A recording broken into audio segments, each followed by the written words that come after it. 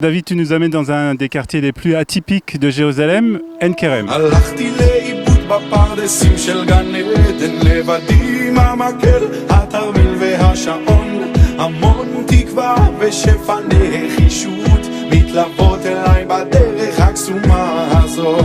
On est ici à Ein Kerem, la source de la vigne, un petit quartier pittoresque à quelques pas de Jérusalem. On est à 3 minutes en voiture du quartier de Beth Vagan. On se croirait déjà dans la Toscane, il y a des petits restaurants, il y a de l'histoire juive. C'est un quartier extraordinaire. Un quartier à découvrir qu'on va découvrir ensemble.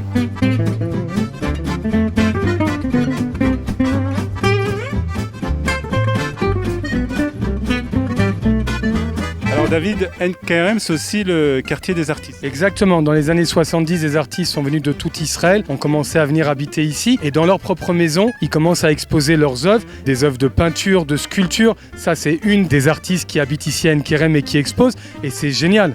Alors David, quelle est l'histoire de ce quartier, le quartier de Ein Kerem? Donc il y a eu plusieurs périodes. Déjà, il y a une période juive. Ein Kerem est cité dans nos sources de l'époque du prophète Jérémie. Il y avait une vie juive ici, il y avait de l'agriculture. C'est en hébreu, Ein Kerem, la source de la vigne. On a toujours fait pousser du vin ici, d'après les archéologues et les historiens, à Ein Kerem. Souvent, quand les touristes chrétiens veulent toujours que je les emmène à Ein Kerem, il y a une histoire ici où à quelques pas, il y a l'église de la Visitation, où Marie, la mère de Jésus, serait venue visiter sa cousine Élisabeth. C'est ici, on va dire, le début du christianisme. Donc ils adorent marcher sur leur histoire aussi, les chrétiens. Et il y a une histoire aussi arabe. Les musulmans viennent ici à l'époque des Ottomans. Il y a juste derrière nous un minaret qui prouve qu'ils ont été ici. Et ils ont été ici jusqu'en 1948. En 1948, il y a la guerre d'indépendance et Israël va être créé. Il va y avoir la guerre et on va conquérir le petit quartier d'Ein Kerem en bordure de Jérusalem sans aucun autre combat. Pratiquement, les Arabes se sauvent. Sur l'appel de leur chef, ils vont laisser le quartier. Et ici va venir la période, on va dire, contemporaine de Ein Kerem. C'est des rescapés de la Shoah, des Olim Hadashim, des nouveaux émigrants qui viennent habiter à Ein Kerem et aussi des juifs yéménites. Et ensemble, ils vont construire le quartier. Jusqu'à dans les années 70, c'est un quartier où personne ne veut habiter. On est loin du centre-ville. Ça fait pas du tout penser à Jérusalem. Aujourd'hui, c'est un quartier qui est très huppé.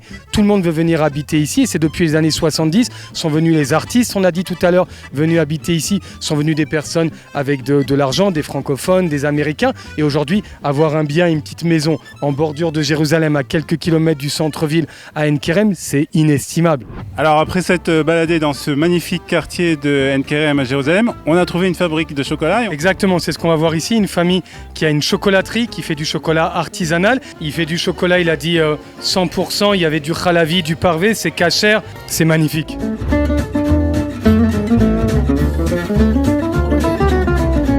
Donc après avoir vu l'usine de chocolat, on peut aussi dormir ici à Ein Kerem puisqu'il y a ce magnifique Zimmer. Exactement, il y a plein de petits endroits où dormir à Ein Kerem et ici, dans ce qu'on a vu à Beth Chocolade, il a carrément des Zimmerim, des endroits où on peut dormir en famille à des prix abordables avec la famille. On a vu qu'il y avait aussi des douches et carrément une machine à laver. On peut venir 2-3 jours à Jérusalem dans cet petit endroit d'Ein Kerem qui est tellement atypique et tellement en dehors de Natania et d'Ashdod et passer un moment inoubliable à Jérusalem. Alors David, on a vu donc un super quartier, le quartier d'Ein Kerem à Jérusalem. Qu'est-ce qu'on peut faire d'autre? Déjà ici on est sur la terrasse donc de l'endroit des Zimmer, je ne connaissais pas, c'est extraordinaire ce qu'il a. Et donc on a bien sûr aux alentours la vieille ville qui n'est pas vraiment loin, c'est une autre aventure.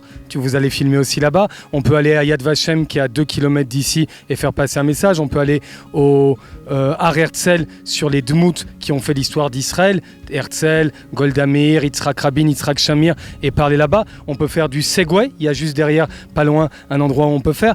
Bref, et il y a de quoi faire 3-4 belles journées dans des endroits magiques comme celui-ci. On a vu des jacuzzi, saunas sur l'endroit, c'est quand même extraordinaire. La famille elle est contente, les enfants apprennent des choses, on mange du bon chocolat, on passe du bon moment et puis on arrive vers les fêtes qui approchent à grands pas, ça va être génial quoi. Il y a des vacances à finir et il faut occuper la famille et les gens passent des moments inoubliables, ça c'est sûr. בפרדסים של גן עדן לבדי מהמקל התרמיל והשעון המון תקווה ושפע